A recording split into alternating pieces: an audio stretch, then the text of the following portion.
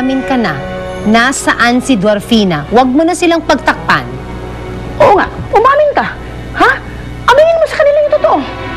Kukurti na talaga kita sa singit mo. Kakahiya ka. Kwento mo. Nasaan si Dwarfina?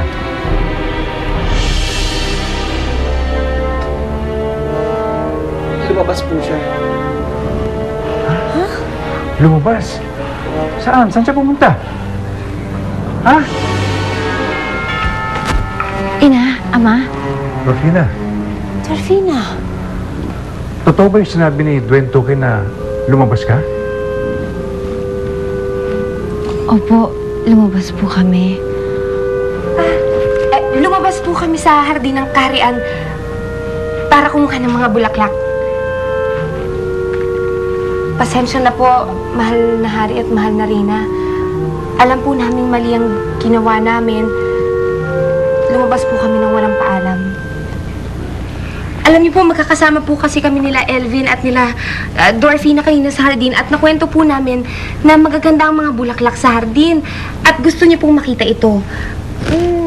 Alam naman po namin hindi siya papayagan kung magpaalam po kami kaya pinagpanggap po namin si Dwayne Tuque na si Dwarfina para hindi po kayo magsuspecha na wala po siya.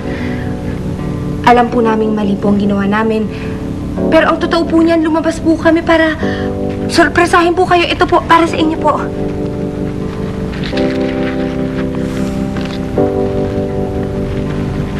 Pero mali pa rin ang ginawa mo, Dwarfina, na lumabas ka hindi nagpapaalam. Pasensya na po, Ina, Ama. Wala naman po kaming masamang intensyon. Pinapatawad na kita, anak, pero ayoko nang maulit ito uli. Kung gusto mong pumunta sa hardin at kumuha ng mga bulaklak, hindi ka na kailangang maninlang.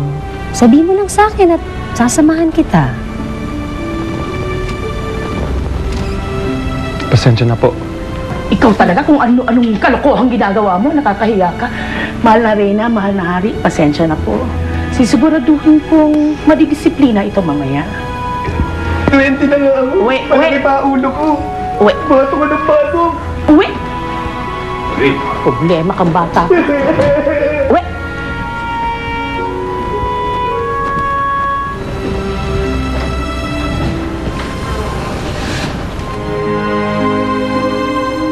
Hindi kaya natin masyadong hinihigpitan si Dwarfina. Pinapangalagaan lamang natin siya bilang isang prinsesa at susunod na tagapamuno sa karyang ito. Siguro dapat ay hinahayaan din natin siya makalabas sa palasyong ito kahit paminsan-minsan. Dahil habang kinukulong mo siya dito sa loob ng palasyo, ay lalo siyang nananabik na makita ang mundo sa labas. Pero paano kung makalabas siya at makita niya ang sarili niya sa salamin? Paano kung bumalik lahat ng mga alaala niya? Salamat kanina. Hindi ko talaga akalain na tutulungan mo ko. Wala yun, Dwarfina. Dati kasi nararamdaman ko na hindi mo ko gusto. Hindi ko talaga akalain na ikaw pang tutulong sa akin. Alam mo, Dwarfina, noon, hindi talaga tayo magkalapit. Pero sabay tayong lumaki sa palasyong ito. At sa mundo natin, hindi tayo pwede magkaroon ng kapatid dahil isang beses lang nanganganak ang mga duwende. Pero naisip ko, ang swerte-swerte ko dahil parang ikaw na rin ang naging kapatid ko. Wala kang dapat ipag-alala. Ipinapangako ko sa'yo na palagi kitang ipagtatanggol. Palagi kitang ipaglalaban. Dahil magkapatid tayo, Dwarfina. Mula ngayon, pamilya na tayo.